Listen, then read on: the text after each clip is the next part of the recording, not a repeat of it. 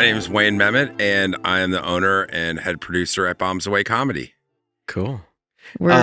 So I also always like to jump in and ask for your like Cincinnati origin story. If you're from here or not from here, what school did you go to? You know, is the go-to question, of course. But I mean, I consider myself from here. I was born in California and moved from there, and then Utah, and then grandma went into a nursing home. So about like 3.5 or 4 years old, I was back in the region. So I've been here for my whole life. I claim Cincinnati. I hope Cincinnati claims me. yeah.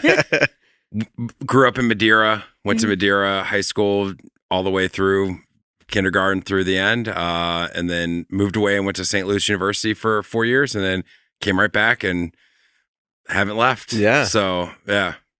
It's a tough school to get into, St. Louis University, isn't it? I mean, it's just like Xavier. It's not like impossible. It's more of like they'll let a lot of people in, but it's the scholarship. So like I had a pretty good scholarship, nice. and I wanted to go away to school and fit well. And yeah, so I studied Latin and political science. I was about to ask you what you studied. Yep, I was one of the only Latin people to graduate with a Latin degree from St. Louis University. I was the second one at the time. There's been a few more since me. That's interesting. And political science because I wanted to do something useful. And then I came back and got a master's degree from Xavier University in education. I taught Latin for 7 years. So wow, that's such a cool background. Well, Latin, like I personally, my mom studied Latin. And I feel like anyone that studied Latin, they are just a perfect speller. Like I can't spell for shit. Or you can see a word and you know the definition, even if it's like the first time you've seen it, because it's like got a base in Latin. Yep, I'm good at grammar and language and things like that. And it helps with your writing probably tremendously, don't you think? It does. It helps me. I mean, as far as like Latin's very much a structural language, so it helps me like think about structures of jokes. So. Not so much necessarily like finding new words. Not the creative side, but not the creative side, but the structural side. It's just interesting. Beats, a lot of like Latin poetry is all about like the beats and the rhythm of the thing, and I think that kind of goes into comedy a little bit. So yeah, with the political science background, does your comedy like? Do you get into the political comedy, or is that just something like let's just not even bother with it at this point? I throw jabs in there sometimes, but I try not to go too political. I like to. I just don't handle it very well. I just don't think it's something that I've done very well with. If it's not like strictly off limits to me, but I don't like to want the audience to know what side I'm on, and I'm not very good about hiding what side I'm on through my jokes. And so, I think that's kind of. I'm the same way with clients. Like Brad and I are in real estate, and when anyone talks about politics, I just They think I'm on their side. I could be, I could not be. I have a hard time with that sometimes. Really? Yeah. Oh no, I stay far away. Personality, like if you do any of those personality tests. It always comes back as like challenger. Oh god! Yeah. Like, the guy who can't shut up about his opinion. So how do you really feel about that? Yeah. But yeah, I mean, if they're not what I would consider egregious, I can stay away. But if it touches something like a person's rights, then I usually have something to say. Right. I try to do it respectfully. I agree with that. If someone challenges me, I mean, in real life, like if someone challenges someone's rights, I'll try to stand up for those rights. That's true. Yeah. There is a line. Tell us how you got into comedy. So from Latin to comedy, what was that path like? Yeah, so I mean, I was a teacher. I've always been into comedy. Like even when I was like 5 years old, people would ask me, "What do you want to be when you grow up?" Like that kid, and I would say stand-up comedian. Like that's cool. I feel like few kids say that. Like that's even on their radar. Well, and this was 1990, so it wasn't even like. Stand-up comedy was everywhere. There was like the boom of the 70s and 80s, but this was even like during the downturn of stand-up comedy before it had its other resurgences. But I always liked stand-up comedy. My mom always liked it, so we would always watch it. And so that kind of never entered. And then I came back from school, and I was living in Madeira back at my parents' house, and I liked stand-up, and I was a teacher, but none of my friends had come back from college, and I was just kind of like looking for what to do. So I started going to Go Bananas Comedy Club and watching shows. And one day there was a guy there. His name is Gabe Kia. He's still a local comedian. He had just moved here from St. Louis, and a lot of his jokes were talking about how he's from St. Louis. I was talking to him at the bar next door, you know, hey, I just came back from St. Louis, talk about St. Louis, same things. Where'd you go to high school? Blah, blah, blah. And then after that, I was like, how do you do this? And he's like, you just sign up. I was like, well, where do you sign up? He's like, with me, I run the open mic. Sign me up. And then that was it. I came in and did a set a couple weeks later. And after that, it was on. I just like kept doing comedy. That's awesome. Yeah, it's always driven everything I've done. So like kind of why I got out of education is because I kept wanting to do comedy more and more and more. But being a teacher and doing comedy, like, yeah, you have your summers off. But during the summer, I had to be a server, which was night work. So like there's just a lot of big disruptions keeping me from doing comedy. Being a teacher during the school year, you know, getting up at 5 o'clock in the morning, like makes it hard to go on the road and do, you know, even regional gigs and things like that. And so I gave that up and worked at GE for 3.5 years so I could have like a 9 to 5, work from home 3 days a week, work from the road kind of job, and did that for 3 years where I kind of built Bombs Away and did comedy. So it's cool that you just like basically just made the jump. I feel like there's a huge buildup. I mean, there would be for me, there would be a huge buildup of having to like psych myself up to jump into it.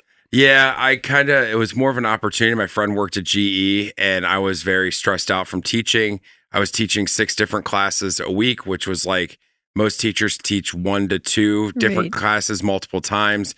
So planning for all those classes, grading, I was spending so much time, and I looked at what I topped out on my salary. Yeah, you're not getting paid 6 times. No. I remember the number. I was making $32,000 a year, and I had private student loan debt that was $1,000 a month. So, I mean, I don't know if you can do math, but that's $20,000 to live off of for the year. So, it wasn't very good. And I looked at where I capped out at like $65,000. I was like, I can't do this. So, went to GE to just kind of have this great job. It wasn't very difficult. I kind of logged in. I was low end of the totem pole, did my little spreadsheets, did my reports, had great bosses, loved my time there.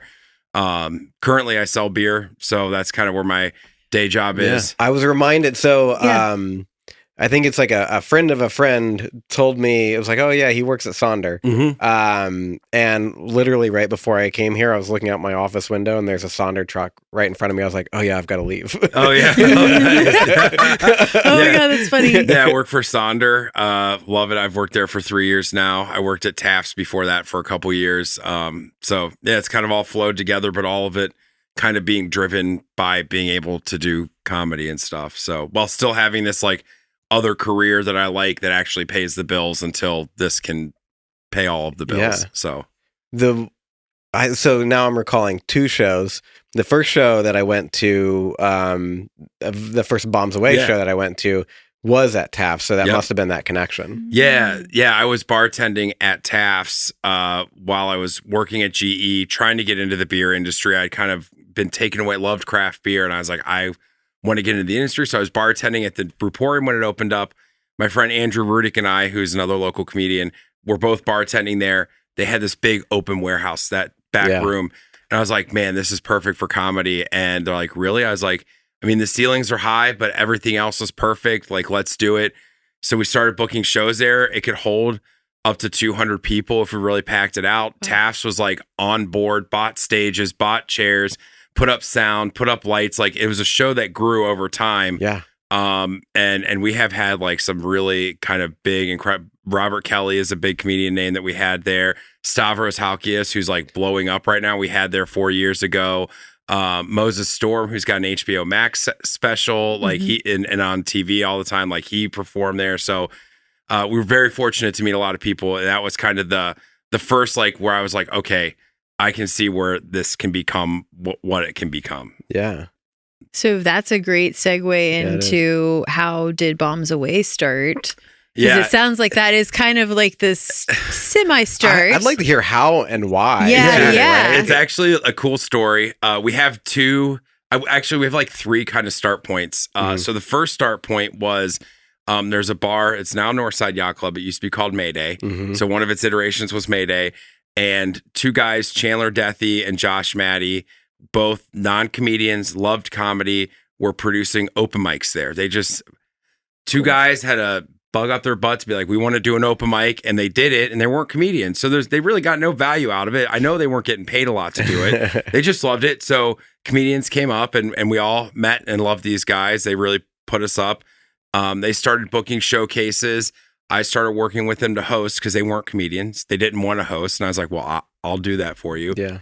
Worked with them for a while. A couple years later, they decided that they were done with it, wanted the brand to continue. Mayday was closing, becoming Yacht Club. Yacht Club was more music focused, didn't really want to have comedy, which understandable. You know, comedy doesn't work at a venue that doesn't want to support it.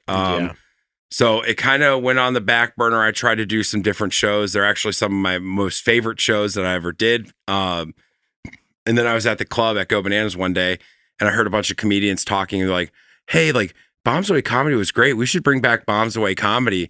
I was like, I've been running it this whole time. I would love to have help. Please help me. I need help. And so we kind of got it started with them. People came in and out. I was always the constant through it. And so I just kind of have taken it over. And through different venues, that was the busiest time for us. That's when we were spread out to our furthest. What year is that? Let's see. So I'm really bad at years. Yeah. I can measure it from like, there's 28, probably 2014. Okay. To 2015. Yeah. No. Sorry. That would have been 2016. We started in, I think 2012 is when we started. But it's such a complicated timeline. Pretty much anything before COVID is kind of all blurred together now. Pre-COVID. That's where we're getting. BC. For a bunch of years, we had shows at Listerman Brewing Company. We had shows at Taft's. We had shows at 3 Points Brewery. So we were kind of really brewery focused.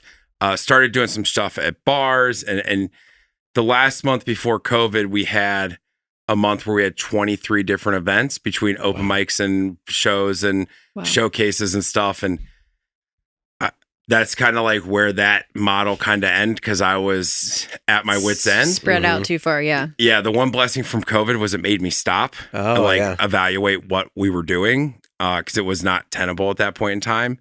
Then I also had a kid during COVID, so that kind of changed everything as well. Congrats. Thank you. Definitely understand that. She's 2 years old, and her name's Eloise, and she's the light of my life. I love her. Eloise, that was my favorite children's book. The Eloise, in the hotel. She was like this reckless little kid that would stir up trouble. So we don't have that one at home. Yeah. My son's 9 months old, so we're still building the book collection.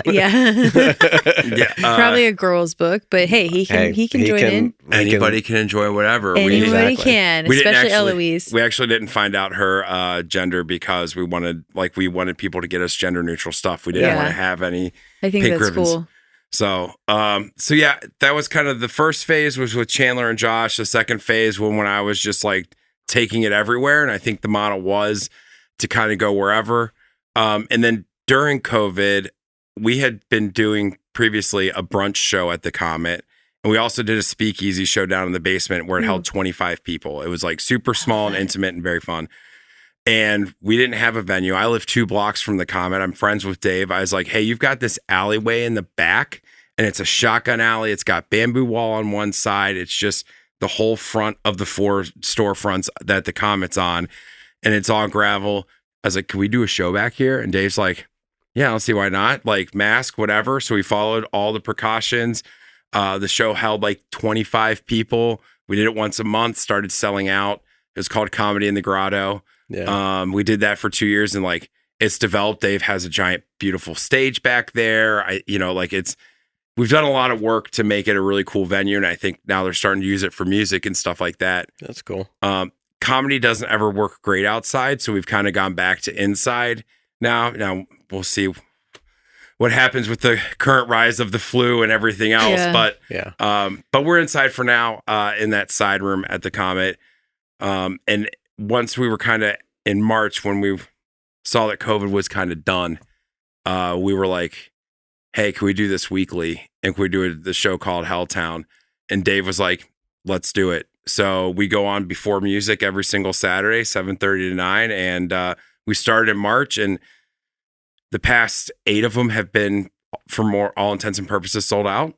We've had like 45 to 65 people in that side little room at the Comet, like packed to the gills, and it's it's been the most successful thing that I have done with Bombs Away Comedy is the show Helltown. So that's so cool. How do people get tickets? So the best way, we have a website, bombsawaycomedy.com. All of our tickets are on Eventbrite. If you type in Cincinnati Comedy Night in Google, we're one of the top searches. That's one of the other things I spent my time doing during COVID was learning how about SEOs and websites and promotion and stuff like that. And so you can find tickets on our website, bombsawaycomedy.com/tickets/Helltown/the front page, like whatever. We make it pretty easy to find tickets to our shows. Yeah. So I'll say, I mean, this show is obviously very positive about Cincinnati, but when I moved here, I'm originally from Indiana, so I lived in Indianapolis before moving here. Love Indianapolis. Yeah, it's a great town. Very, a lot of similarities and then some differences too. But one thing that I felt was lacking when I moved to Cincinnati was more of a comedy scene. I had always heard of like Go Bananas, but I lived downtown. I'm like not trying to drive up there. Right. Was that part of why you saw an opportunity for Go Bananas to like have something closer to the city? Yeah, I mean, honestly, Bombs Away. For Bombs Away, yeah, no, that's fine. I do it all the time myself, and I own the goddamn company. I love Go Bananas. I started there; it's still my home. I go there often. I didn't even catch that. I was like, oh, no, it's definitely not a bad thing. Kind of like I just had a mind for production. I know that I'm good at it, and I like have the weird OCD, ADHD thing where I can just sit down. I need to stay organized. I'm just like good at making something that's not super professional look professional. I'm good at the show of it all. So I really enjoy producing. But yeah, I knew that we needed something in the city that was close to a comedy club, if not an actual comedy club. So there's been a bunch of great stuff in Cincinnati. So Motor has comedy all the time. My friend Carl runs that, and they do shows monthly called Motor Mouth. It's the longest running showcase in Cincinnati. Cool.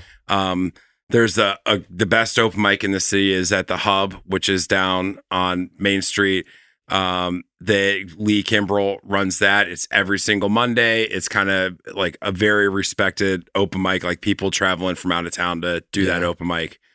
So there's always been tangential things, but I really thought that the initial vision was a large group of comedians under one name that could add some credence to the shows, regardless of which bar, brewery, restaurant, coffee shop, whatever it is. If people saw that logo, they knew it was like a good comedy show. Yeah, that's smart. Yeah, because sometimes you go to open mic and it's like amazing, and other times you're like, what just happened? What did I just experience? Yeah. But how, in your opinion, how do you think the Cincinnati comedy scene stacks up? Because I truly feel that most of it is just unawareness. Because when I live in Mount Adams and I started going to Hi-Fi. Oh yeah, with Jack Snodgrass. Yes, I love that place. I love Jack. I'm so sad because I think he's not hosting anymore. He moved. I was so sad. But I would get up there and do the free jokes, and I would get so mad because they were awful.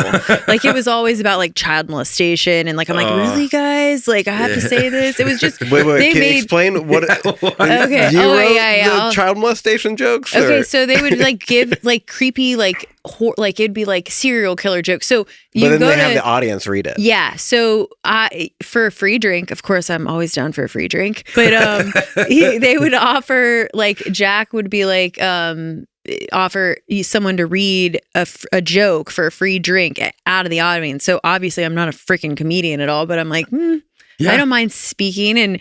But the options, there was like 2 or 3 options, and I was like, oh God, it was. See, I feel like you have they were bad jokes or they were like sick jokes, but that's the whole point, to embarrass you. You have to like make them embarrassed. Otherwise, I think you're encouraging someone to be a heckler for the rest of the night. Like you don't give them too much confidence. Yeah, exactly. You are not good at this. Trust me. I'll write the joke out and you're not going to be good at it. Yeah. But going there and when you actually meet other comedians, it's such a cool community because they're very helpful and they're very I feel like there's a sense of togetherness. Yes. And then and they're very welcoming too. Like even just me, like I literally started to try to write jokes embarrassingly. It was so fun, but I don't get how you guys go from like joke idea. I'm great at joke ideas, but taking a joke idea and then like actually writing it and then let alone performing it. I think the hardest part for me was like taking the idea and then like making it something that you could get up there on stage. Is Right. that, you know what I'm saying? Yeah. So Like, how do you learn that? well, it's all voice. The biggest way is like comedians that hang out. So you come out, you do open mics, you hang out with comedians, you keep telling these jokes. People hear these jokes. They say, hey, why don't you try it this way? Like working on it together. It's always an evolution. So a joke's never done. I really don't until you record it for a comedy special for like Netflix. A joke's not done. Yeah. So there's like cheat codes you can do, like just beats and structure and different things about like hidden reveals. Like you don't want to give the audience too much information until they need it. I always try and start from the punchline. So a lot of what I do is I'll have like a small experience of like, okay, there's a funny punchline. And then I'll build out maybe based on real experiences, maybe fabricated, not so much. I don't really do, most of it's kind of embellished at masks. Yeah. But yeah, that's kind of, I always tell people those stories that you tell your friends all the time, the ones that when you and your friends from college or high school get together and those like crazy stories, you start there and cut out everything that's not needed. So write out the whole story and then figure out where's the biggest laugh and then get to each laugh as fast as possible with as few words. And you're probably on the right path to writing a joke. And then there's the other side where the people's brains are wired this way, where they can just write those like dad style jokes, the set up punchline, the quick ones. My brain's not wired that way. Like that's not how I write. I'm not very good at those types of jokes, but there's a lot of people that are good at those. Yeah. The Cincinnati comedy scene, the reason why like I never left Cincinnati is because it's always been that. It's always been welcoming. We have people that are big comedians. We have people that have made it work from Cincinnati. But the scene is interesting because we're not a giant city. So there's not too many of us that there's competition. We're not New York, Chicago, LA, where there's a new crop of comedians moving in every single week. So we have like a crew, there's a crew of, I would guess 50 of us that are all kind of like really tied together. And each of them have like maybe another 3 or 4. I would venture to say there's probably like 70 to 80 comedians that can do a funny 5 to 10 minutes on stage in Cincinnati right now. So I think because of what Cincinnati is, and it's kind of difficult to leave for a lot of us. There's a reason why we're all here. We're not just, I think that's kind of why it's grown. And I think with also geographically, when you're coming up in comedy, you need to be able to go to other cities and build fan bases. And when you're out west, it's 3 to 4 hours to the next city. But like Cincinnati, like Lexington, Louisville, Indianapolis, Chicago further, Columbus, Dayton, Cleveland, Pittsburgh, all of them have comedy scenes. Chillicothe, Ohio has like a bustling comedy scene. Whoa, that's crazy. Like, so like there's all these little scenes that they have bars that fill with 55 people, 60 people. You show up, you make a couple $100 to headline. You get to get better at doing 45 minutes. And that's kind of how you come up. So Cincinnati is a good hub for a lot of like Midwest regional comedy. I didn't even realize that they paid like to headline, obviously in certain areas, but the open mic obviously is just the practice. Yeah, open mics usually no one's paid. Sometimes they'll bring in a headliner to make sure there's at least some good comedy and maybe they'll get paid. Yeah. But showcases, everyone should be paid. And there are a lot of bad producers out there that book people and do not pay people. And it's awful. That's bad. But I think part of what makes Bombs Away comedy so good is that we're always comedians first. Like I have a thing, like if you go comedians first, make sure they're treated like rock stars, make sure they're having a good time, set them as much up for success, pay them more than most other producers would pay them. They're going to bring their best. They're going to bring people out to that show. And then the audience is going to have a good time at that show. Yeah. And then they'll come back too. And they'll come back. Yeah. And they'll come back and keep coming back. And, my idea is if I get 1,000 people that are coming to a show every 5 weeks, then we have a successful comedy show. Yeah. And it's not in Cincinnati, it's not unattainable. I mean, there's 1 million people in the region, so pre-COVID, you got like right before COVID like shut down everything, you got to a point that you, in your words, it wasn't sustainable. No. And now you're kind of pared down. We're coming out of this whole pandemic, what's the future of Bombs Away? Are you looking to grow some or? Yeah, no, we are. So through the different venues I've worked with, I kind of know what's good to be successful at a venue. So Helltown at the Comet is our star, the one that will always happen every single week. We do a monthly show at Queen City Radio called Queen City Comedy. I know, super clever name. Yeah. But we do that once a month. Football season aside, it's generally the third Sunday of the month at 7:00. Mm-hmm. It's also free to attend. We take donations at all of our shows. You've just mentioned so many like different open mics and different shows that I was like friends with some of these comedians. I'm like, I don't even know. I heard about the Hub, but still, that's a very small percentage of what's out there. But and there's another group, Carter Doherty, who's from Cleveland. He went to Miami, moved to Cincinnati. So we've got comedians moving to Cincinnati to start comedy. Like, we have people coming here to do comedy. That's how good our scene is. And he's got a group called River Monster Comedy that's kind of primarily in East Walnut Hills in that neighborhood. Cool. So Symposium has a show every single Tuesday that is packed to the gills every single time.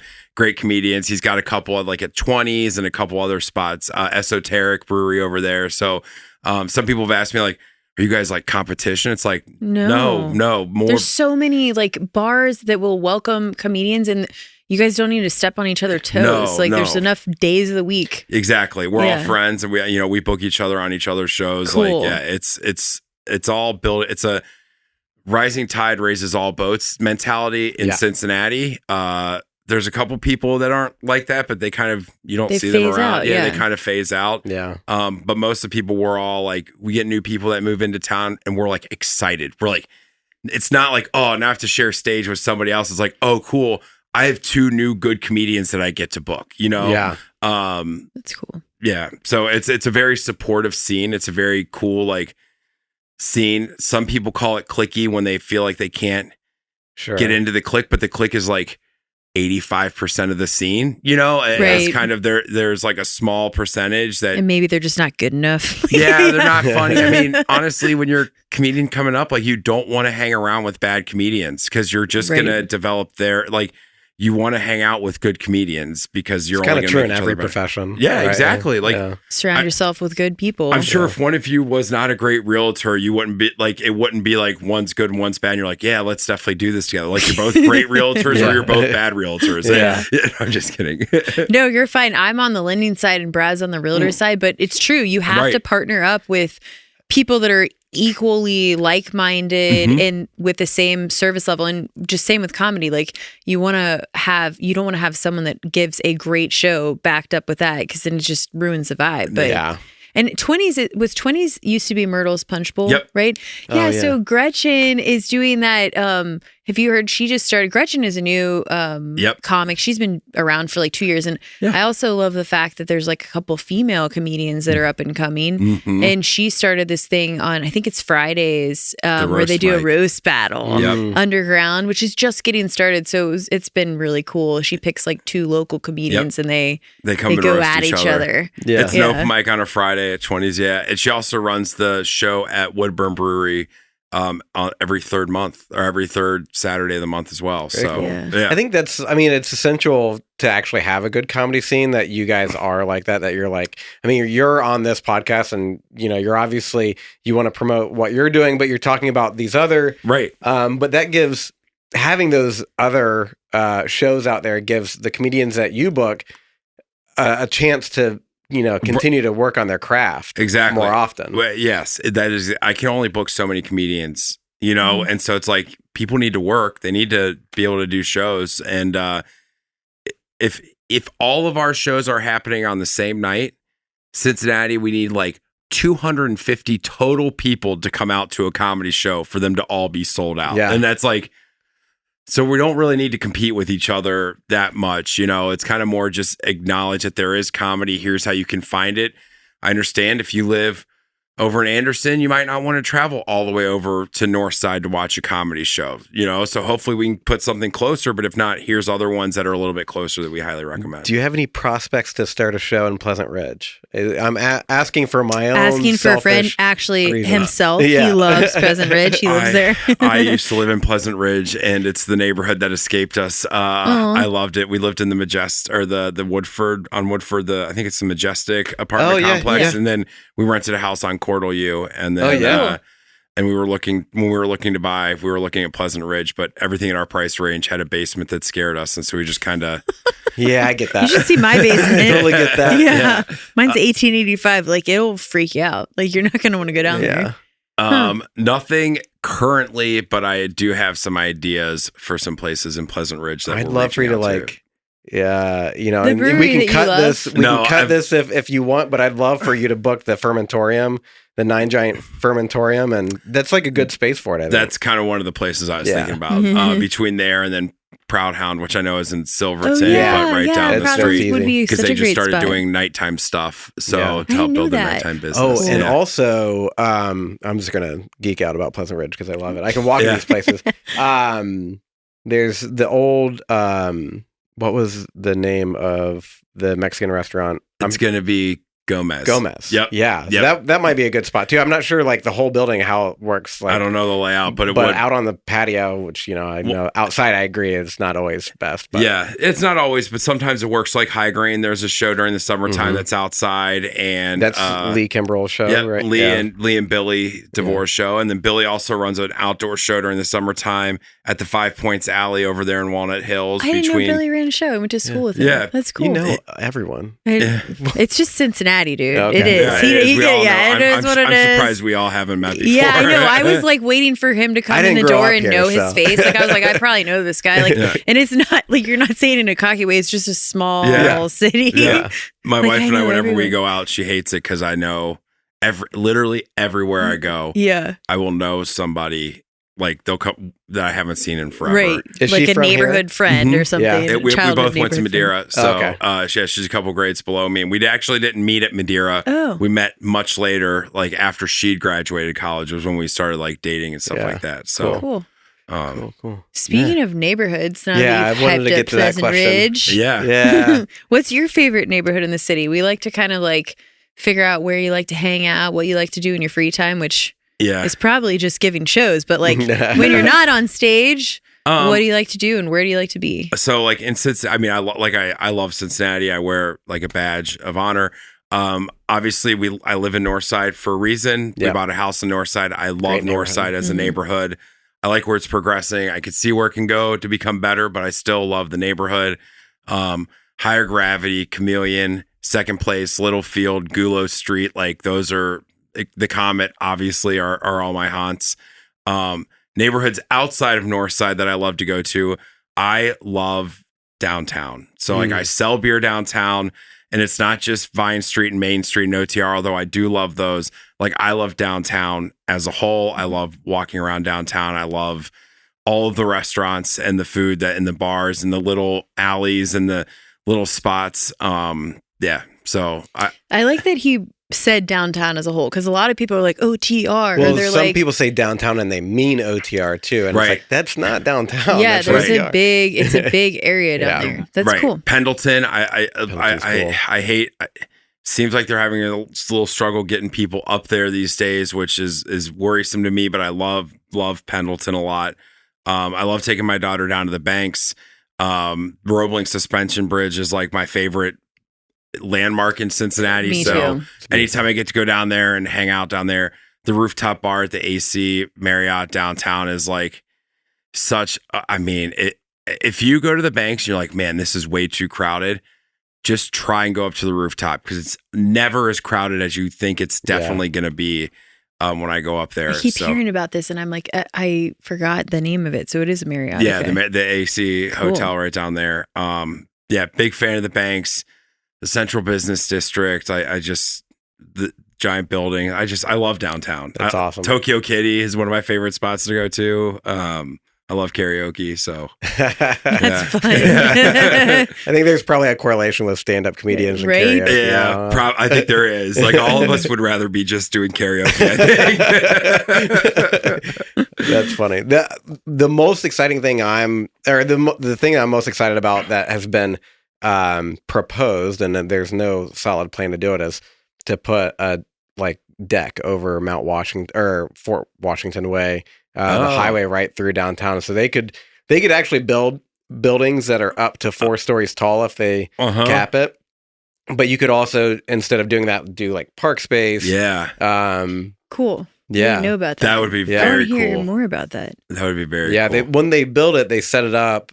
And there's a story behind it. Like they almost lost the opportunity to do it because of funding, but they set it up where the cap could be added to it, and it'd be a game changer because it'd connect Banks and downtown more closely, and then obviously the development from OTR is coming up, Court Street and continuing, and then going into the West End. Yeah, I'm always like on the fence with development as far as like downtown, like as long as it's done without kicking people out or displacing 100%. people. Like Right. I'm for development because you have to have development, especially in a If you do growing it right. city like Cincinnati. Like we're trying to attract people to want to come here, and these businesses that want to come here and they want to attract top talent. You have to have a cool city to live in. Yeah. Like you just have to have stuff to do, and it can't just be like Taft Theater, Cincinnati Zoo. Like those are all great things, Aronoff. But like, probably gonna go twice a year, right? You need to have like things that are small, like small impact events. And I think that's what comedy does a lot for a city, is develops those small impact events at the right bars and restaurants and breweries that kind of also support those events. Yeah, that's a super good point. Yeah. One of the questions we like to ask our guests is, what do you think is kind of like the biggest misconception about Cincinnati, or even tell us like what you tell comedians like who doubt Cincinnati, like, what do you mean Cincinnati? Yeah. What are some of the things you tell people who have never been? You have a unique kind of role in this because you get to talk to people that are just passing through. They didn't plan on being in Cincinnati. They got booked. Yeah, they're like, okay, I have to drive from Louisville to Chicago, and I'm off on Saturday, so yeah, I'll stop by and do your show. I think one thing, and we'll get to political, is that people think that Cincinnati is the rest of Ohio, and Cincinnati is not. We've been gerrymandered to have representation that doesn't represent the people that live in the city center of Cincinnati. I think Cincinnati as a city, I mean, we just got the name of like the gold star for LGBTQIA or something. There's something that we want an award for that. But no, you're fine. But we've got an award for that. Like, we're a very progressive city. We are electing leaders that are driving the city into a future. And what I think strengthens Cincinnati is that we do have an old school conservative bent to us in the suburbs, which kind of help rein in that like unchecked progressive. Yeah. So I think that that's one of the biggest misconceptions. I also think that like Skyline Chili stunts, like people just like you say Cincinnati, and I love Skyline to my core.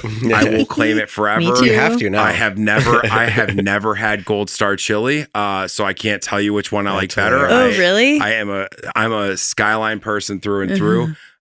Sorry, Gold Star, if you wanted to sponsor me, I mean, maybe I'll try it. But I hear they have sandwiches. I like Gold Star better. Or, I mean, Skyline better. Yeah. Gold First Star. episode of Between Two both. Conies, we'll have you blind taste test Skyline and Gold Star. I know for a fact I'll absolutely. You guys, I know.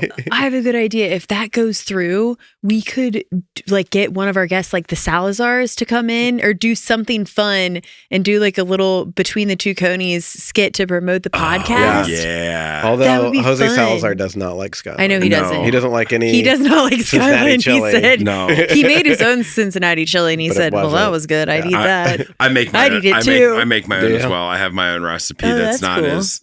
It's a little thicker, a little bit more chefy. Yeah, I was gonna say Skyline is like a sauce. Like Yes. it's just a chili flavored sauce. Greek but meat sauce. Yeah.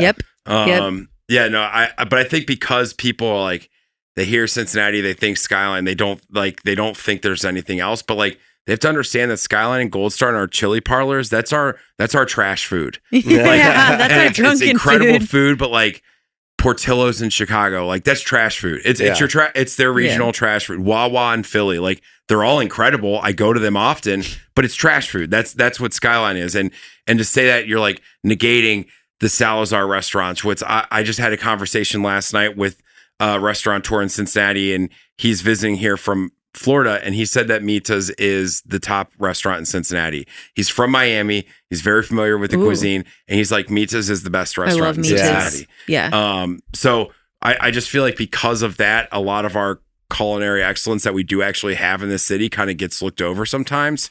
So that's another misconception. Like, we actually have an incredible food scene. We have some of the best like restaurants and chefs in the country. We don't have as many as maybe New York or Chicago has, but the ones we have are right up there with everybody. Yes, for sure. Yeah, that was the first thing I noticed when on a positive side, when I moved to Cincinnati, is like the food scene. And I can show up super casual and be at like the best restaurant I've ever been in. I love that part of our culture, that it's not so like hoity-toity.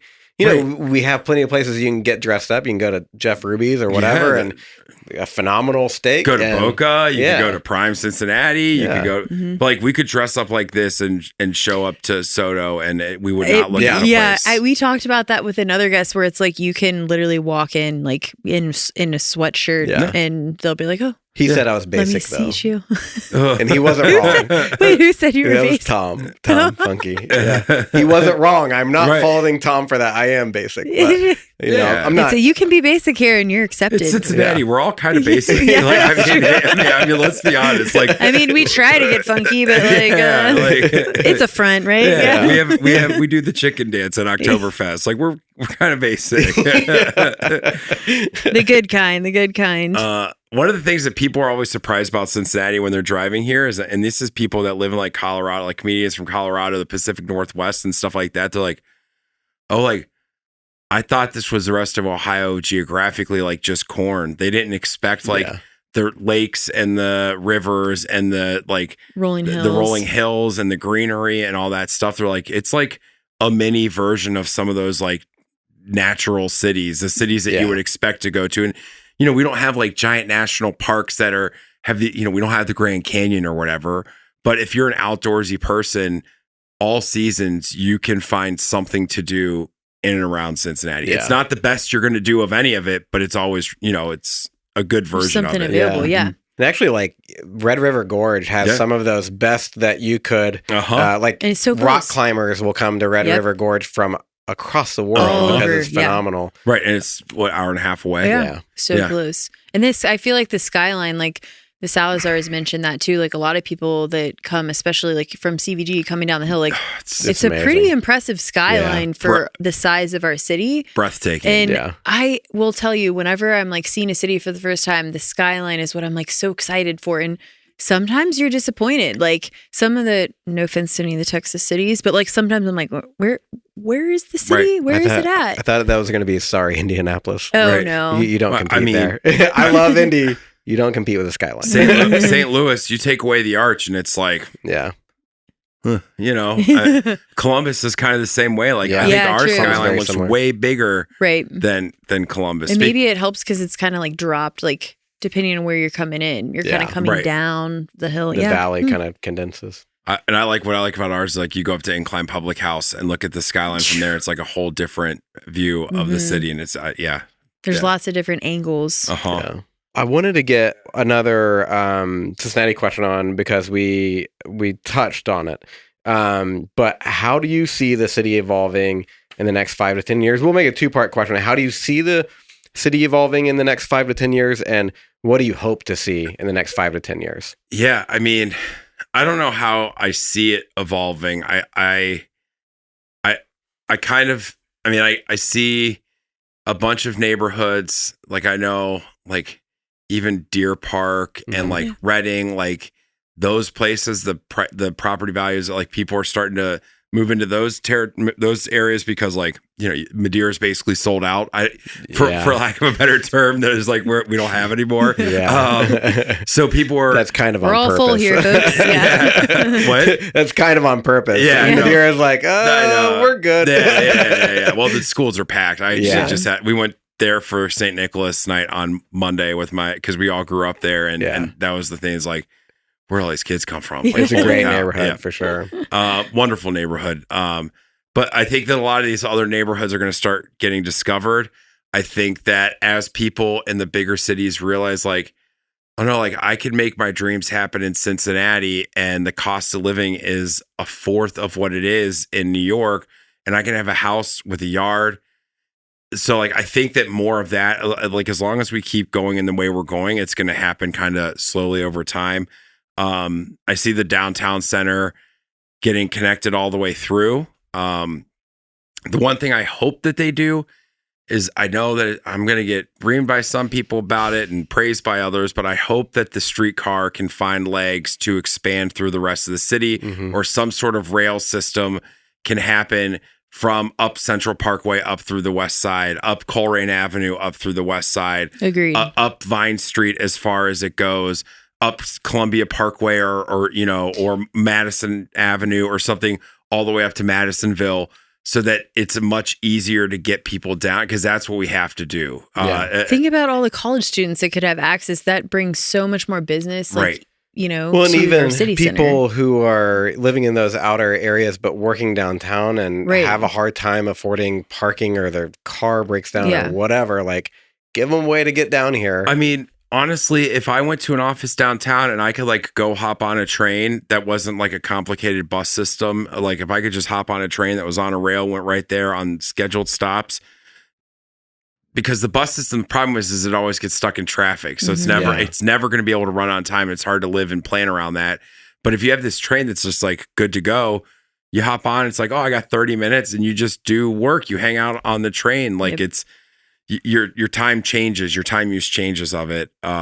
Some cities are doing a good job of doing a bus rapid transit where they've got a dedicated lane, so it avoids that issue. And I think that could work really well here as well. And I want to claim my ignorance of the Cincinnati Metro, because I don't use it very often, so I can't say whether they do or don't have those things. But I the think ridership is very low there. I think that there's a lot of room for improvement on that, to be honest. Right. And just making we need to make this downtown city and the neighborhoods more accessible. Like it can't be so blocked off. So ultimately, connectors. You have the trains running, then you can run connectors between. So I think mass transit in the city needs to happen. That's what's going to help continue to draw people to the city. Yeah. That's the one thing we always get dinged on every time we're trying to get the World Cup. One of the biggest things was our infrastructure for mass transportation was not, I mean, unless you want to pay $300 for an Uber ride that weekend because, or whatever that weekend is, like, that's just, that'd be insane. Yeah. Right. I mean, so that's one of the things we always get dinged on. Hotels but we're growing more. Yeah. A lot of development there. Actually, and this is the 11th recording that we've had. I've been actually pretty surprised how much that has come up. Everyone's the desire for mass transit in some form, and make it accessible and make it functional. Right. And I love that because you'd mentioned you're in political science. I was public administration. I get into some of those wonky policy stuff. And I feel like I just assumed most people didn't really think too much about it, but clearly it's a big topic for a lot of people. And a lot of our guests are forward thinking, and they're very much involved in the businesses, and you guys bring events to these businesses. You need them to survive. So you have a platform to share your craft. And you have a good question on here, Brad. I'm curious, does Bombs Away, are they ever available for private events, or do you have? Okay. I mean, so we recently became available for private events, more so because I think that there's a desire to have that.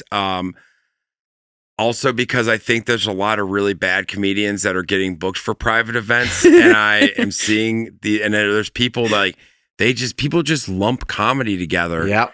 And they're like, oh, I saw a comedy show at my work party and it sucked. And it's like, yeah, they probably paid $3,000 for that guy, or some crazy amount. So again, trying to do for private events with comedy what I've done for public events with comedy, where it's not take advantage of people because they don't know what they're doing, and actually bring and produce a good product. As far as have we had any bad ones yet.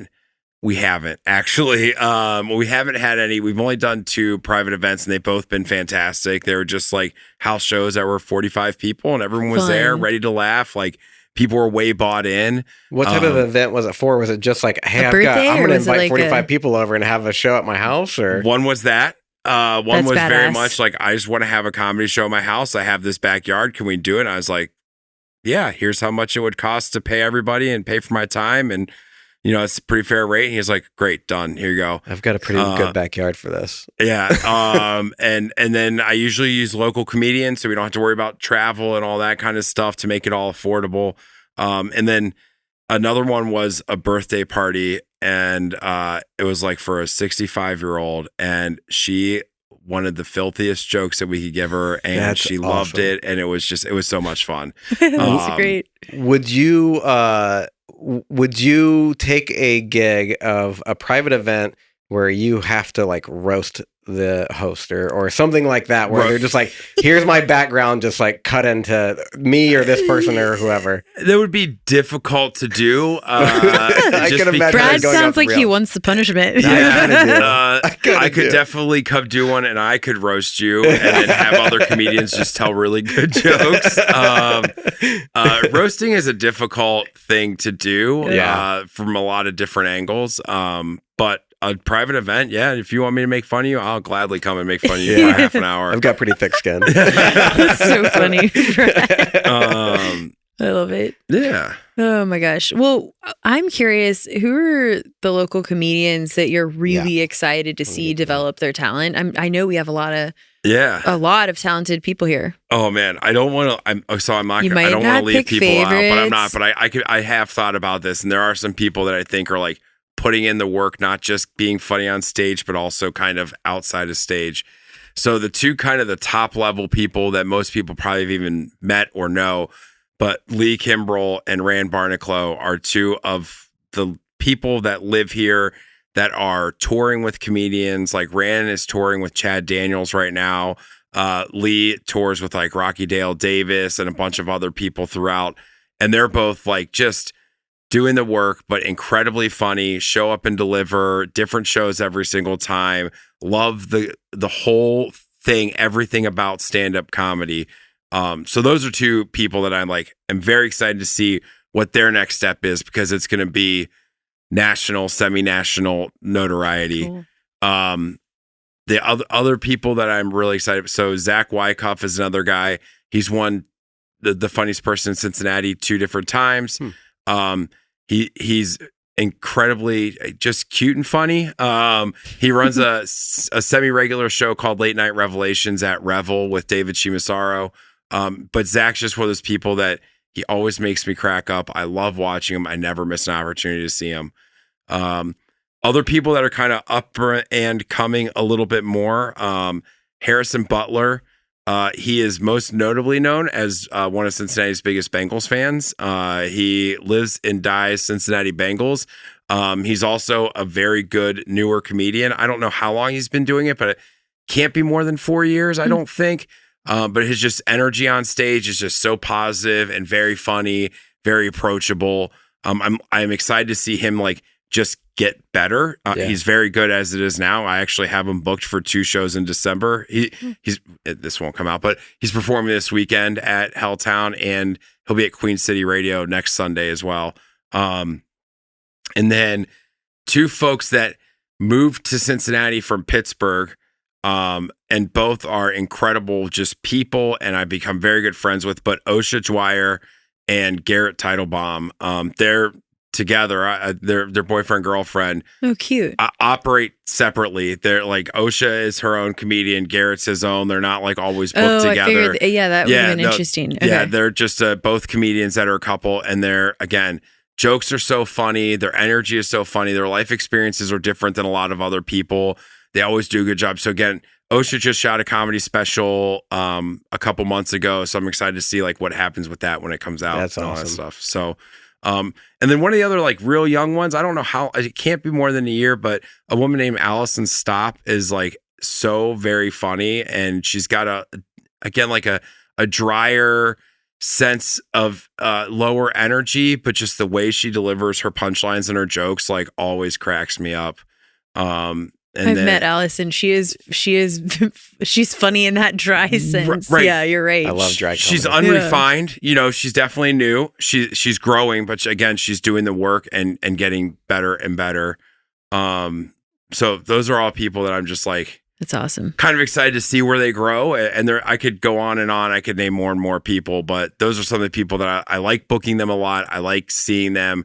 When I'm excited to be on shows with them. Like they're just, yeah. And if anyone's listening to this and they're disappointed that you didn't mention them, just remind them, I book you on shows. Yeah. Like, obviously I like what I'll you're doing. Still pay you. I'm sorry. I love you. I can't imagine like a couple being together that are both comedians. I guess I could see it working well because maybe they can take each other's crap a little bit, but also maybe like pretty difficult. Like, can you just not right now? Yeah. I think that the way that it just seems like a fun, loving relationship. Yeah. So I don't feel like there's too much like crap given. I think they just like have a really one of those like fun relationships. That's awesome. Garrett and I become very good friends because we're both into jam bands, so we go see music together all the time. That's awesome. And Osha's like my wife, and she doesn't like it, so we're both taking them to a jam band show on New Year's Eve. What show? Goose. Oh my night. gosh! Yeah, I saw Goose in Chicago for New Year's. I think it was last year. Yeah. I just drove to Philly and saw them and Trey Anastasio band up there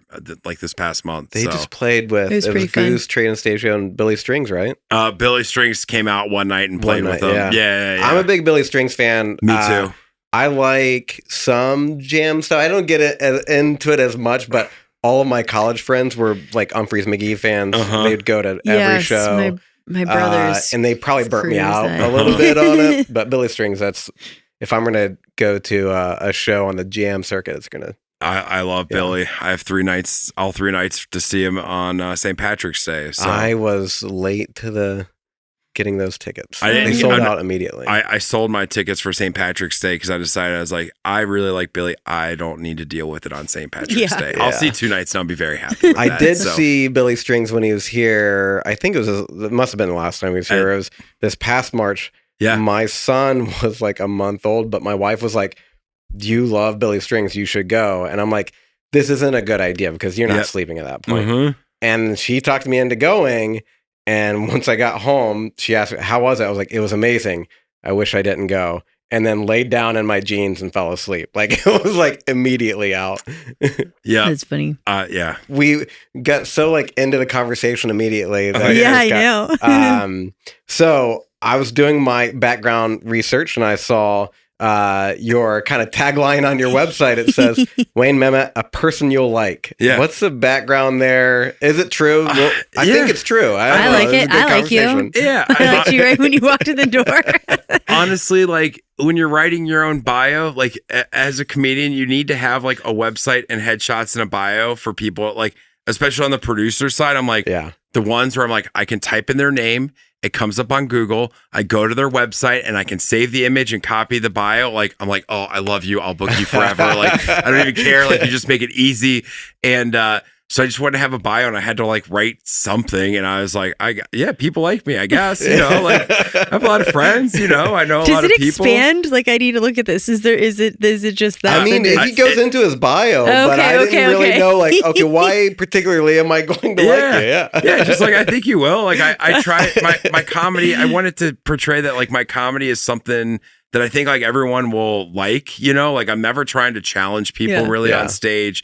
And there are comedians who are like, you should always try to be challenging people. It's like, yeah, I just want to tell jokes. Like, I like telling stories about my family and like making fun of my wife and making fun of my kid and, you know, like making fun of myself a lot, like telling stories from high school and stuff like that. Like, I just like making people laugh and I like having a good time. I don't ever want to bum people out necessarily on stage. So I feel like you need that. You need a balance of like dark comedy and it depends on your mood. And that's not to say that you can't. Like, I know people that are like work pretty blue and work pretty dirty and they do great with it. And it's not for Ran, one of the guys that was on stage, like he's incredible at interacting with the crowd and like calling them out and like insulting the crowd and things like that. I've even seen him like pull out and do finger guns and just go like that, and I'm just like, and people were laughing, and I'm like, I can't do that. Like it looks weird, and I don't know how he could do it, but they're just like, I just try to be approachable, be a guy that can kind of go on any show. I'll always do a good job, have good jokes.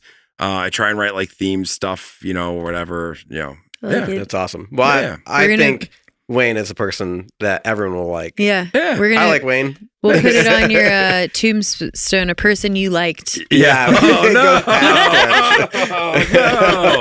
Maybe that's what the bio line's going to change to. It'll say on my tombstone, a person you liked. Or you missed, and sorry, you're not going to know. Okay, sorry, that was dark. No, but we laughed, right? Yeah. True. So then it's the joke. As long as it's funnier than it is dark, then it's the joke. There you go. That's Can you perfect. get Morgan on stage? Oh, God. If you want. She does want to. She's working on it. It was like this summer, I think I wrote like, I swear, I think I'm up to like 50 joke ideas, but they're not refined enough. So I heard Go Bananas actually has an opportunity where you can like, what is it called? It's like, it's not an open mic, it's a writer's mic. So writer's mic, on Tuesday, Blake Hammonds, who's one of those guys that writes like very good jokes, like very good setup punch jokes. He kind of helps facilitate that. So you can bring ideas, and there's usually a group of comedians, and they'll talk and discuss, and they'll kind of help spark ideas, or, hey, maybe you try and take it in this direction, try and build toward this punchline. I'm not a guy that operates in that setting very well. It's not to downplay it at all. Like, there are a lot of people that want to have that kind of guidance to get started.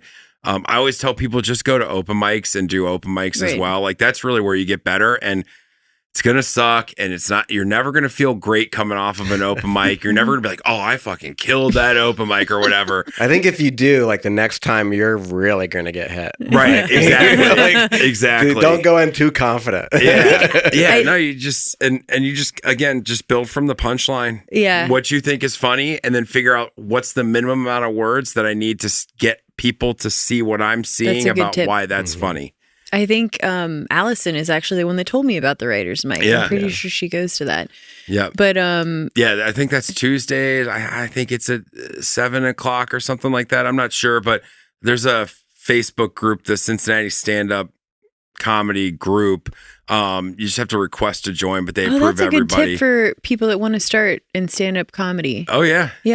And I actually have the Facebook group, a blog that will hopefully be more developed when this comes out. That's like how to start doing stand-up. So if you go to the Bombs Away blog, I kind of like each step, like what you should be thinking about as you're starting, and don't get too far ahead of yourself, and don't go up there and think you're going to change the whole game or whatever. Like, just go up there, try to make yourself laugh, and you'll probably make other people laugh. Figure out when they laugh consistently and try and get there as fast as possible. And that's so cool. That was one of my questions that I meant to ask, and you just answered it. How to get started. We have that blog, and we actually have an open mic that's right now once a month. Hopefully in the spring it'll be more often, but you know where Habanero is on Ludlow? Okay, so behind that is Tap Room on Ludlow. So the same owner, Max, built out behind it. So it's a 24 tap bar that's connected to Habanero. You can get into it from Habanero. It has its own entrance, but he built with the idea of having smaller musical performances than what Ludlow Garage has, and also do comedy. So we're doing a Saturday night comedy open mic there at 9:00 on Saturdays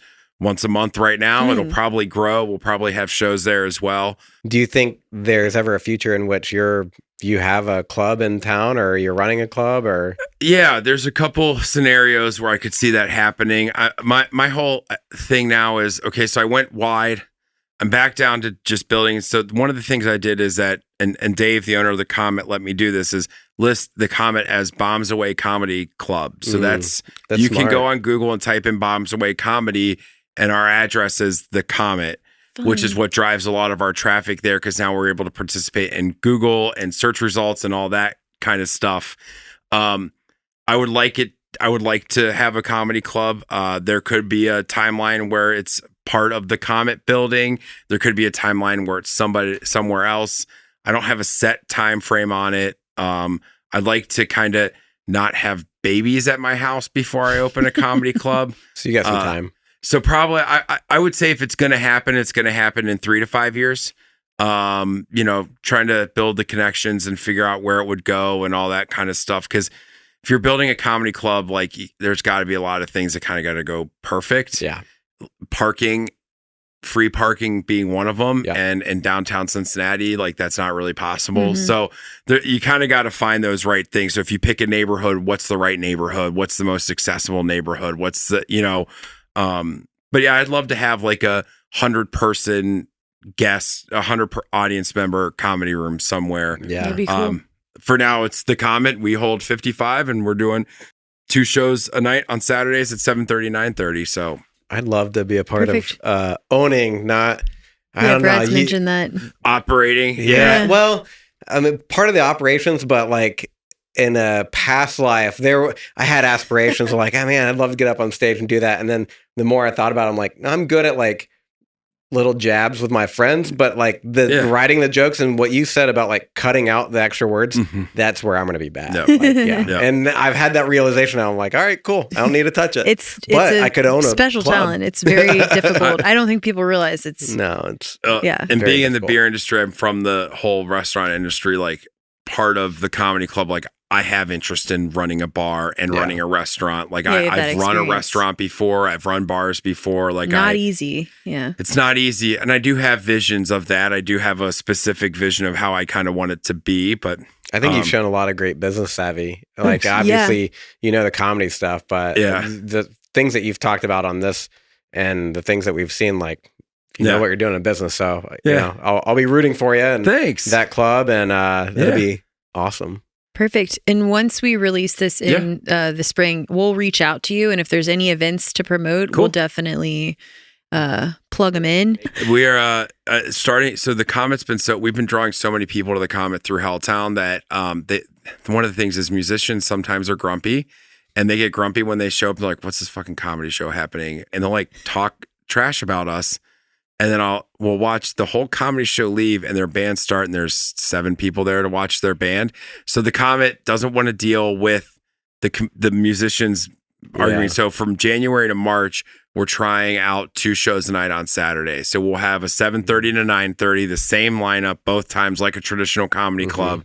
And if it works out and we're getting as many people as we're getting now across 2 shows, then that'll be the norm. And Saturday at the Comet will be the comedy night, and then they'll have music the rest of the time there too. That's a great idea. And I cannot believe other artists would bash other artists. Like that's so weird to me. I believe that. And now I don't want to say all musicians. There's been a lot of musicians that like show up like, oh heck yeah, comedy show. Can I sit here? We want to watch it, and they watch and have a great time. That's usually the norm. But like sometimes they just like to poo-poo things that they aren't familiar with. Yeah. Well, to wrap up the show, we have one final question. Oh yeah, I was going to forget it. Good job. This is the question I always ask. So we have to. This is the one that we have to ask. I know, and it's a little bit tricky. If you could describe Cincinnati with one word or a phrase, what would it be? And I'll give you some examples. Okay. One of our guests said we have welcoming, talent, catalytic, Brad's favorite. Ooh, that's a great catalytic. You're okay. You got the Latin background. You might come up with something really good. Someone said underrated, and we both laughed because we're like, that's our show name. And then after the show, he's like, I forgot. I totally forgot. Yeah. I'm like, that's perfect. That means we're onto something. And we've had like people do phrases like "down to play" or. Yeah. Someone copied the Bengals line. It was like, come see us. Yeah. So, honestly, I would say approachable. Oh, that's good. I would say Cincinnati super approachable, both for like tourism. So if you want to come and visit, like we don't make it difficult for you to find the highlights. You ask anybody that lives here what I should do. They're going to list 5 of a group of 15 things that you should do. Yeah. But then there's also enough that like, your cool friends will know of like these other things that you can do, but there's not too much that all of it gets lost on each other. And if you live here, it's like you can afford to live here for now. I mean, you can afford to live in a lot of different neighborhoods. While we do have those posh neighborhoods where it seems unapproachable, usually the neighborhoods that surround those neighborhoods are very approachable and able to live in. So yeah, and I'd say like we still have like a good blue collar background to us, but we do have that kind of downtown kind of civic lifestyle, the fancy people that like to go to fancy parties and whatever, so like we kind of have all the amenities for a lot of different people. Yeah. So yeah, perfect. We're approachable. You did it. Come approach us. That's dog. an app. Come approach us, dog. word. No, we need to do that instead of approachable. It's the phrase "come approach us, dog." Yeah. I love it. More formal, come at me, bro. Yeah, come at me, bro. Come at us. We can handle it. Us, you gentlemen. Oh my God, that's hilarious. Okay, well, you've been such a pleasure. Yeah, I honestly, this was, I think, our longest time talking, and I don't want to stop. Yeah. Like, we still have questions, but He's got to pick up his daughter. Yeah. We have to release you. Is. Oh, shit, it's 4:20. Okay, you do have to go. Oh, yeah, it's 4:20. Anyway, well, I don't have to go. I'm not have to rush up. Perfect timing. But it's been a real pleasure, and we're excited to come to some of your shows. Yes. We're very pumped. I've written them down. I've taken notes. Yeah, please do come out.